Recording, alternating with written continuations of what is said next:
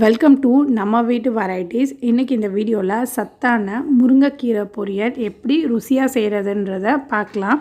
முருங்கைக்கீரையை வாரத்துக்கு 2 வாட்டி எடுத்துகிட்டு வந்தோன்னா நம்ம மனசு சுறுசுறுப்பாக இருக்குமா.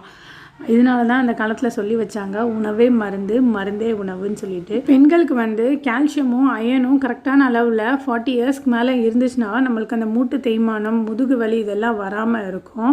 அதனால கண்டிப்பாக முருங்கைக்கீரையை வாரத்துக்கு ஒரு தடவையாச்சும் சமைச்சு சாப்பிடுங்க. இந்த மாதிரி முருங்கைக்கீரை செஞ்சு கொடுத்தீங்கன்னா உங்கள் வீட்டு குட்டீஸ் கூட ரொம்ப பிடிக்கும். வாங்க நாங்கள் எங்கள் வீட்டில் எப்படி செய்கிறோன்றதை பார்க்கலாம்.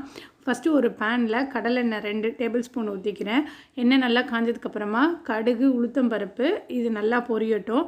காரத்துக்கு ஏற்ற மாதிரி காஞ்ச மிளகாய் இதில் சேர்த்துக்கலாம். முருங்கைக்கீரை பொரியலுக்கு நிறைய வெங்காயம் சேர்த்தா தான் அதோட டேஸ்ட்டு சூப்பராக இருக்கும். வெங்காயம் நிறைய சேர்த்து கீரை சாப்பிடும்போது அவ்வளோ டேஸ்ட்டாக இருக்கும். அதனால் ஒரு 2 வெங்காயத்தை நான் சின்ன சின்னதாக கட் பண்ணி சேர்த்துக்கிறேன். வெங்காயம் கொஞ்சம் வதங்கட்டும். பாட்டியெல்லாம் 80 வயசு வரைக்குமே அவங்களுக்கு கால் வலியெல்லாம் இருந்திருக்காது. நம்ம அம்மாவை கம்பேர் பண்ணும்போது அவங்களுக்கு 55 வயசில் அந்த கால் வலி, மூட்டு வலி வந்திருக்கும். ஆனால் நம்மளுக்கெல்லாம் 35 வயசுலேயே கால் வலி, மூட்டு வலி எல்லாம் வர ஆரம்பிச்சிருச்சு. அப்போது நம்ம ஆரோக்கியம் இல்லாததை சாப்பிட்றோமா, நம்ம உடம்புக்கு எவ்வளோ சத்து தேவையோ அதை நம்ம எடுத்துக்கிறது இல்லையான்றது தெரில. அட்லீஸ்ட் நம்ம குழந்தைங்களுக்காச்சும் நல்ல ஆரோக்கியமான சாப்பாடாக இப்போலேருந்தே கொடுக்க ஆரம்பிப்போம். நம்ம சின்ன வயசில் என்ன சாப்பிட்றோமோ அதுதான் பின்னாடி வரைக்கும் நல்லா ஹெல்த்தியாக இருக்க முடியும். முருங்கைக்கீரையை நல்லா காம்பெல்லாம் இல்லாமல் எல்லாத்தையும் எடுத்து க்ளீன் பண்ணி வச்சுருக்கேன். அதை இதோட சேர்த்துக்கிறேன். நீங்கள் அலசிட்டு சேர்த்துக்கோங்க. நான் ஃப்ரெஷ்ஷாக மரத்துலேருந்து பறித்தேன். மழை டெய்லி பெஞ்சிட்ருக்கனால இதில் தூசியெல்லாம் எதுவுமே இல்லை. நல்லா வதங்கினதுக்கப்புறமா கொஞ்சமாக தண்ணி ஊற்றி இந்த கீரை வைக்கிறதுக்கு மூடி போட்டு வேக வச்சிடலாம். இதுக்கு கடைசியாக கடலைப்பருப்பு சேர்த்தோன்னா அவ்வளோ டேஸ்ட்டாக இருக்கும். ஃபஸ்ட்டு ரிவர்ஸில் திருப்பி எடுத்துக்கலாம் ஒன்றும் பாதியமாக.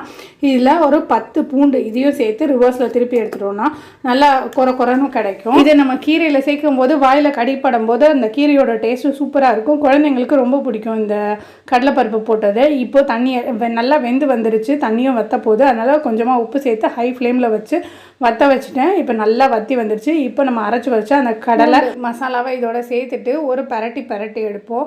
அப்போ அந்த பூண்டோட ஃப்ளேவர் நல்லா வரும். அப்போ கேஸ் ஆஃப் பண்ணிடணும். ரொம்ப நேரம் வதக்கலாம் கூடாது. ஒரு 2 நிமிஷம் அப்படி பரட்டி எடுத்தாவே போதும். அவ்வளோதான், நம்மளோட சுவையான ஆரோக்கியமான முருங்கைக்கீரை பொரியல் ரெடி ஆகிடுச்சு. உங்களுக்கு இந்த முருங்கைக்கீரை ரெசிபி பிடிச்சிருந்துச்சுன்னா வீடியோவுக்கு லைக் பண்ணுங்கள், சேனலுக்கு சப்ஸ்கிரைப் பண்ணிக்கோங்க. நாளைக்கு வேறு ஒரு ரெசிபியில் பார்க்கலாம். தேங்க்ஸ் ஃபார் வாட்சிங். பாய்.